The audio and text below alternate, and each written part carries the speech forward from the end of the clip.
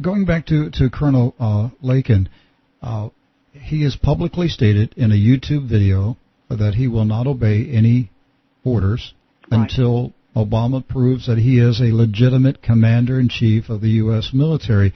What has been the response to Colonel Lakin? He, of course, this is an interesting little piece of it, but when he got his military orders to deploy to Afghanistan, it mentioned bringing copies of your birth certificate. And there's the irony. I mean, everyone in the Pentagon has had to identify themselves. For the soldier to be deployed to Afghanistan, he has to bring his birth certificate. Bring copies of your birth certificate. But the commander-in-chief who's sending him does not have to provide has one? never had to produce an original birth certificate. And there's the rub. It doesn't seem right. It doesn't seem fair. It doesn't seem about equal protection under the laws or, all of us should be treated the same. Isn't that what this great democratic society is about? That's the problem. And he had been thinking about it for a long time and talking to, to coworkers and friends and family about it. And finally he decided that he had to do something. He needed to know. And that's when he decided to tell the Pentagon he would disobey all orders, not just the deployment order. But this is a tougher threshold because, of course, in other earlier cases, the Pentagon rescinded military orders for those who stood up and objected. They got out of it by simply rescinding the order to be deployed to Iraq or Afghanistan. One person had the orders rescinded. Other people, their cases were dismissed and they did go ahead and deploy. But it made it a harder threshold to say, I'm not obeying any orders. You've got to prove to me that he is lawfully entitled to be giving us orders. Okay, now what has happened? How's the military responded to the colonel's position? He's gotten a lot of sympathetic calls from people that know him, and obviously he's a highly professional, dedicated, serious man who served before overseas, Bosnia, Afghanistan, Honduras, Korea. No one can say he's afraid to go into a combat zone. He's clearly done it before.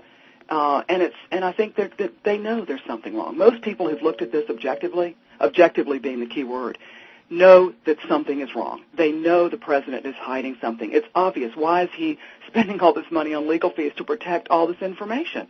Okay, now WorldNet Daily reported that there was a suggestion made by somebody in the military or representing the military that someone called him up, and it was meant to be apparently solicitous in its tone, but to say, maybe you need a brain scan, maybe you need a medical evaluation, maybe there's a brain tumor, and of course we only know So if you say you want to pull the curtain back and see the Great Wizard of Oz, then you have a brain tumor. It's very frightening that someone. I would have said, court-martial me. I'm not calling him to say that. That's what I would have done. But I'm an independent thinker, and I pride myself on that. And by the way, I used to be a Democrat before I became a Republican. And this is not a partisan issue. It is about transparency. He promised transparency, except when it comes to himself and whether he is lawfully in this job. Was this suggestion for a brain scan? Was this a serious suggestion? It was meant to be kindly. I think it was meant to say, do you need a brain scan? Do you need a medical evaluation? I mean, he is a doctor.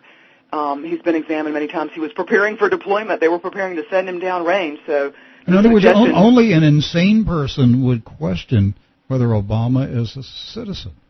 That's what's tragic, isn't it? And again, people who've heard about this, the first thing that pops into their head, and I had this with a reporter the other day, said, that sounds like the Gulag. And of course, exactly my father-in-law served in the Soviet Union after the U-2 incident.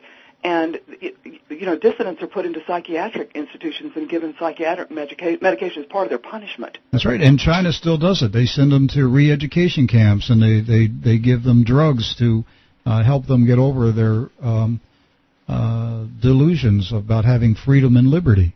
It's really terrible. It's horrific that someone would even have bothered to make that call. And of course, I don't know where. Has there been any official response from his superiors? All I've been told, and reporters have called and volunteered a few things. One told me that the Pentagon had said he'd already deployed. That clearly was erroneous information.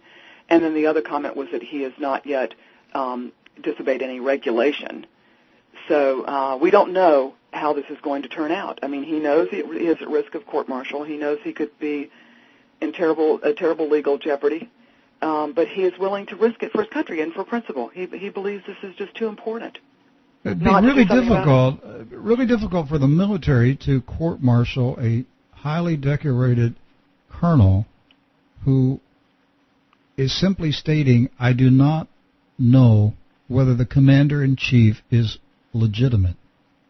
That's all I'm asking for. Somebody show me that this man who's giving us orders to go into battle and kill human beings, that he is legitimately qualified to be in that office and to have that power. It would be very difficult for the military to court-martial him. I agree. I don't know. I think they probably don't know what to do with him. I would be more concerned about his life. Well, you do get ugly calls and hate letters and emails. That's inevitable. And I've told people, I said, it's unfortunate that we have been reduced to this level of discourse. This is about an important substantive issue, and they resort to name-calling and hurling insults when you disagree or calling you a lunatic. These are serious people asking these questions. And so, and I said, address the substantive issue. Yes or no? Should he release his original birth certificate and end all of this controversy? And why would he not? It would be to his benefit. Has any news media other than WorldNet Daily picked up this story? Oh, since he's a Greeley, Colorado native, I've been talking to radio stations out in Denver, and the Denver papers and some of the other papers in Colorado have covered it. And there are a lot. I mean, in the age of the internet, it's amazing how many people pick it up. So I think on YouTube he's had 90,000 visits, and there's lots of commentary coming back off the YouTube video. The website is safeguardourconstitution.com, and the video is on there for people who want to look at it, because he's speaking directly about the issue in a short. And the website again? It's www.safeguardourconstitution.com. All right.